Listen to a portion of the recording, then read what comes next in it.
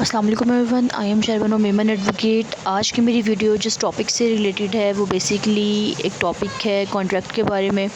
اور اس کو کس طرح سے فلفل کیا جائے یا کروایا جائے اس کے بارے میں۔ اس کو ایکسپلین کرنے سے پہلے میں آپ کو ایک السٹریشن دینا چاہوں گی، اس السٹریشن کو یوز کرتے ہوئے ہم اس ٹاپک کو سمجھیں گے۔ تو السٹریشن یہ ہے کہ اے اور بی دو پارٹیز ہیں، ان کے درمیان میں ایک کانٹریکٹ ہوتا ہے، اور اے جو ہے وہ بی کی پراپرٹی ہے، اور اے جو ہے اس کو پوری کنسیڈریشن دینے کے لیے تیار ہے، اور بی جو ہے وہ یہ کہتا ہے کہ تم مجھے اتنی اماؤنٹ جب دے دو گے تو میں یہ ساری کی ساری چیز تمہیں دے دوں گا، یہ پراپرٹی۔ بی اب کیا کرتا ہے، جب اے اس کو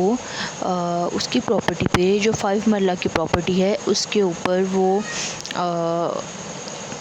50 لاکھ میں سے وہ اس کو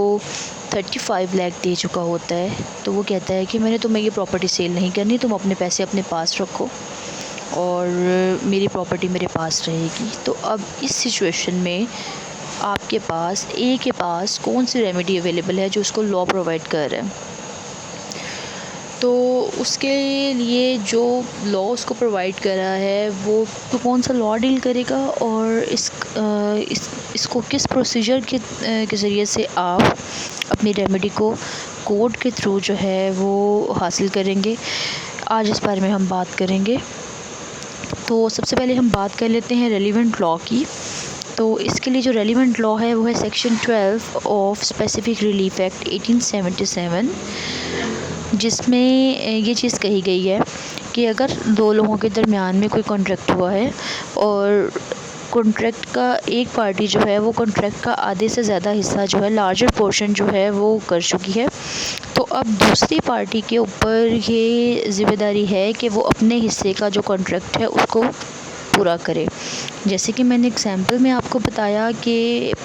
5 مرلے کی پراپرٹی تھی، 50 لاکھ کی پراپرٹی تھی،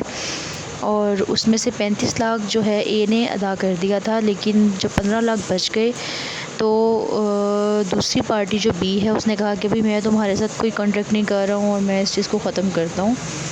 تو اب اس کے پاس کیا ریمیڈی ہوگی، اس کو سول کورٹ میں جانا ہوگا، سول کورٹ میں جا کر اس کو ایک دعویٰ دائر کرنا ہوگا۔ اب کون سا دعویٰ ہوگا؟ وہ دعویٰ ہوگا اسپیسیفک پرفارمنس کا، سوٹ فار اسپیسیفک پرفارمنس۔ وہ اس کو سول کورٹ میں دائر کرنا ہوگا کہ کورٹ جو ہے وہ ڈائریکشن دے دوسری پارٹی کو کہ جو ریمیننگ پورشن ہے اس کا دعوے کا اس کو فلفل کرے دوسری پارٹی، تاکہ جو یہ ایگریمنٹ جو یہ کانٹریکٹ ہوا ہے یہ اس کو پورا کروایا جا سکے، اس پہ عمل درآمد کروایا جا سکے۔ تو امید کرتی ہوں کہ آپ کو میری آج کی ویڈیو بہت پسند آئی ہوگی۔ اگر پسند آئی ہے تو میرے چینل کو لازمی سبسکرائب کر دیں، اور اس کو زیادہ سے زیادہ لوگوں کے ساتھ شیئر کریں تاکہ ڈیلی بیس پہ جو میری لیگل ایڈوائز وہ زیادہ سے زیادہ لوگوں تک پہنچ سکے، اور سب کو جو ہے وہ لا سے ریلیٹڈ پوائنٹس جو ہیں اور ان کے رائٹس جو ہیں ان کا پتہ چل سکے۔ Thank you so much.